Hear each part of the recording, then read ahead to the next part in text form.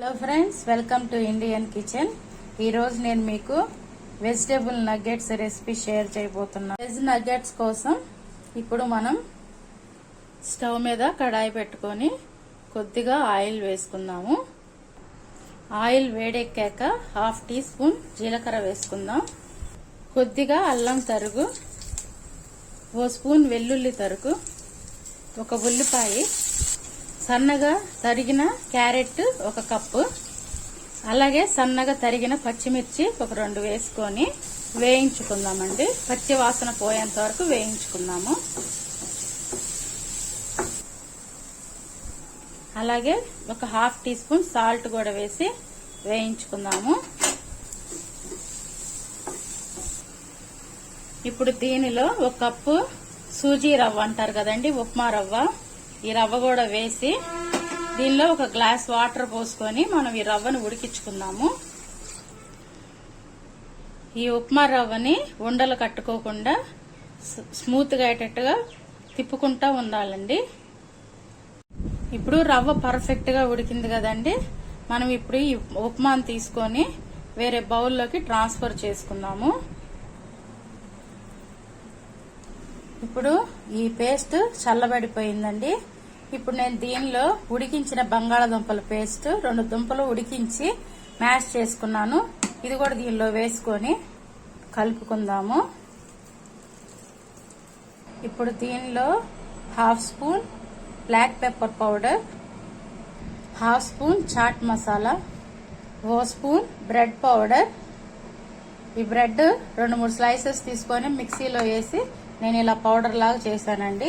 ఇప్పుడు ఇవన్నీ బాగా మెత్తగా పేస్ట్ గా చేసుకుందాము. ఇప్పుడు చూసారు కదండి, ఈ పొటాటో బ్రెడ్ మిక్చర్ మనకు రెడీ అయిపోయింది. ఇప్పుడు మనం ఒక బౌల్ తీసుకొని 2 స్పూన్లు మైదా పిండి, 2 స్పూన్లు కార్న్ ఫ్లోర్ వేసుకొని దీనిలో కొద్దిగా వాటర్ పోసుకొని ఏ లంప్స్ లేకుండా ఇలా చిక్కగా చిక్కని వాటర్ లాగా కలుపుకుందాము. ఇప్పుడు ఈ కార్న్ స్టార్చ్ చిక్కగా అయింది కదండి. ఇప్పుడు ఈ 2 స్లైసెస్ బ్రెడ్ నేను పౌడర్ లాగా చేసుకొని బ్రెడ్ క్రమ్స్ తీసుకున్నానండి.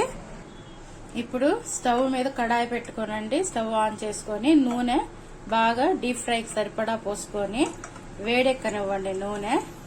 ఇప్పుడు మనం ఈ ఉప్మా మిక్చర్ ఉంది కదండి, దీనిలో కొద్దిగా పిండి తీసుకొని దీన్ని ఫస్ట్ కార్న్ ఫ్లోర్ లో ఇలా డిప్ చేయండి.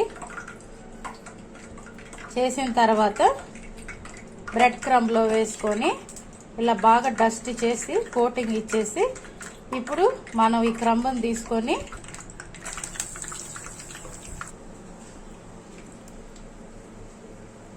ఇలా కార్న్ ఫ్లోర్ లో బాగా డిప్ చేసి ఈ నగ్గెట్ ని ఇలా బ్రెడ్ తో కోట్ చేసుకొని ఆయిల్లో వేసుకుందాము. ఈ విధంగా అండి నగ్గెట్స్ ఆయిల్లో వేసి సిమ్ లో పెట్టుకొని గోల్డెన్ బ్రౌన్ కలర్ వచ్చేంత వరకు వేయించుకుందామండి. చూసారు కదండి, నగ్గెట్స్ గోల్డ్ కలర్ లోకి టర్న్ అవుతున్నాయి. ఇప్పుడు మనం హై ఫ్లేమ్ లో పెట్టుకొని ఇంకో 5 మినిట్స్ డీప్ ఫ్రై చేసుకుందాము. చూసారు కదండి, నగ్గెట్స్ పర్ఫెక్ట్ గా ఫ్రై అయిపోయినాయి. ఇప్పుడు మనం ఈ నగ్గెట్స్ తీసుకొని వేరే ప్లేట్ లోకి ట్రాన్స్ఫర్ చేసుకుందాము.